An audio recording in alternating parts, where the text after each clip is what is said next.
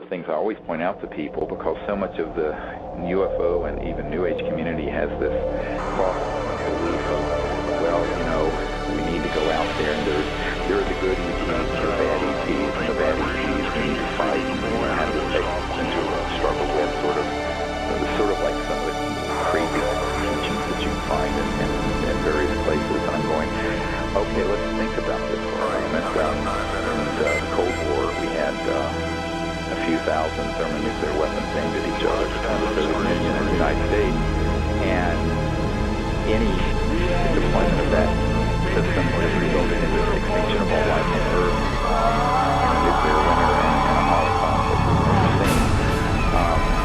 So you're dealing with interstellar technologies that are much more advanced than hydrogen bombs and atomic bombs. Do you really think we're going to go from where we are now into interstellar, interplanetary conflict, which is what Douglas MacArthur called for in the Congress in the mid-50s in his last speech to Congress, when he said World War III will be interplanetary? Because you have people who have this sort of very atavistic and tribal mindset that if they're out there and we can't control them, they're an enemy.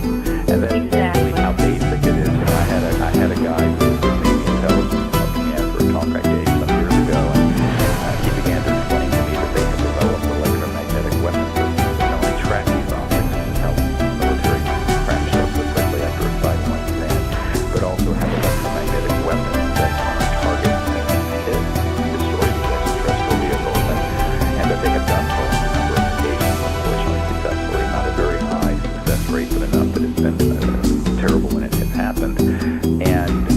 And I asked him, so why would we do something so stupid? He says, because they can. He says it's basically like dogs peeing on their property, marking their property, that these guys view this as our planet, and these are intruders, and therefore if they're in our atmosphere and airspace, we're going to shoot them down. I mean, it's just that simplistic.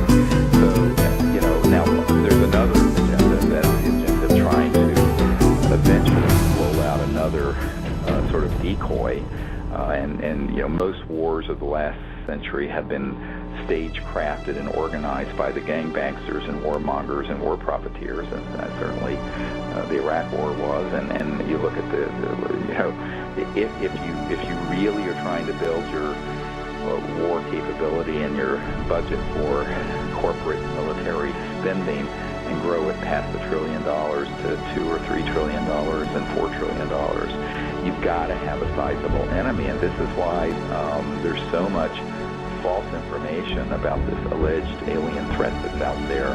And our experience, having gone around the world for 22 years, is that the only time we've been threatened is when humans have threatened us, or police in Mexico have tried to rob us and take our passports and cash or whatever. But we've never had anything but the most beautiful experiences with the actual ETs. And I tell people that is a body of evidence and experience that also than any of the myths that are out there.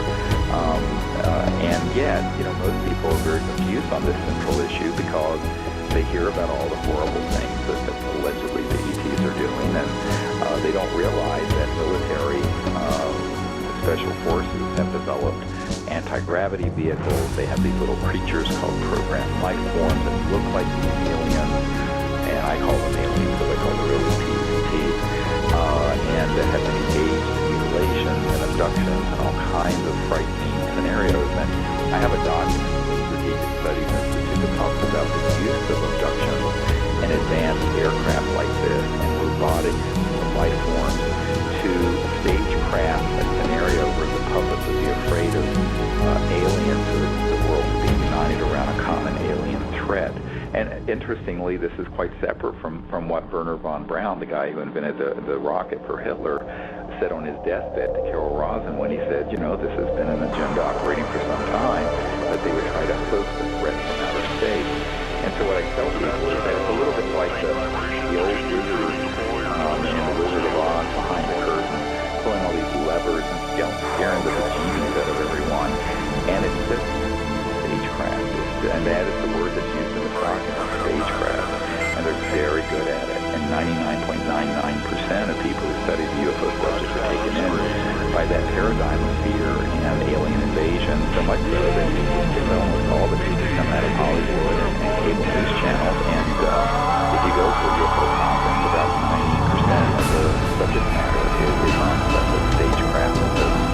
So it becomes a very difficult thing. So we're sort of a voice in the wilderness saying yes, but wait a minute, let's really take a look at this and look at it dispassionately, because any civilization that could travel through other dimensions faster than the speed of light and get here would have absolutely no problem taking on this planet 1,000 years ago, or 100 years ago, or 50 years ago, or today. And that's not their agenda. They don't care to do that. The only thing they're really looking from us is peace and cooperation in space and the development of our state of consciousness and social, spiritual, social development, so we can join with these interplanetary civilizations. And that's the big challenge of facing the world today, actually. One of the things I always point out to people, because so much of the UFO and New Age community has this false belief of, well, you need to go out there, and there are the good ETs and the bad ETs, and the bad ETs we need to fight, have this existential struggle with, sort of like some of the crazy teachings that you find in various places. And I'm going, okay, let's think about this for a moment. In the Cold War, we had a few thousand thermonuclear weapons aimed at each other between the Soviet Union and the United States. And any deployment of that system would have resulted in the extinction of all life on Earth, in a nuclear winter and a Holocaust that we've never seen.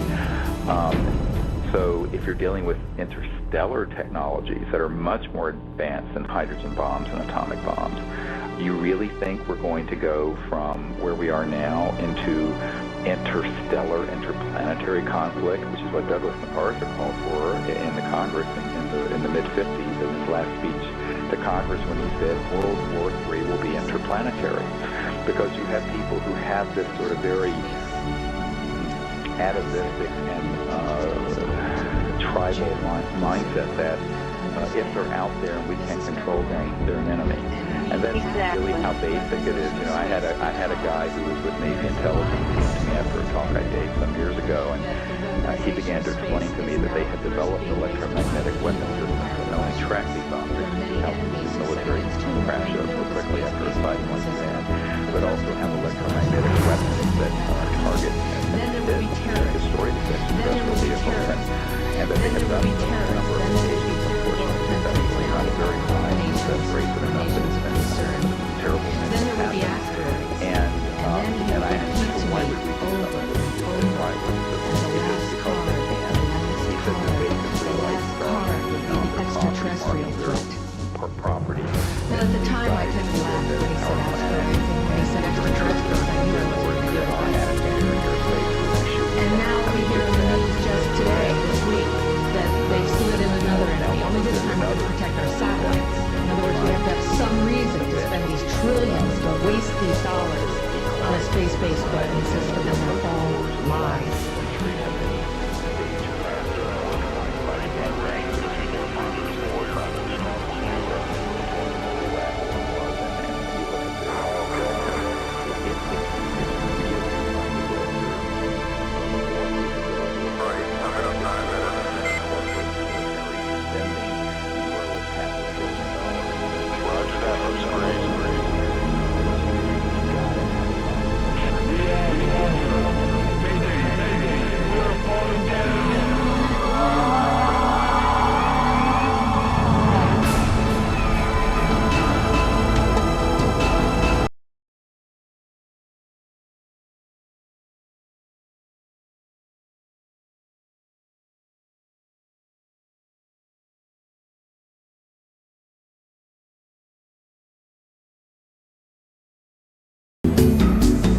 And then he would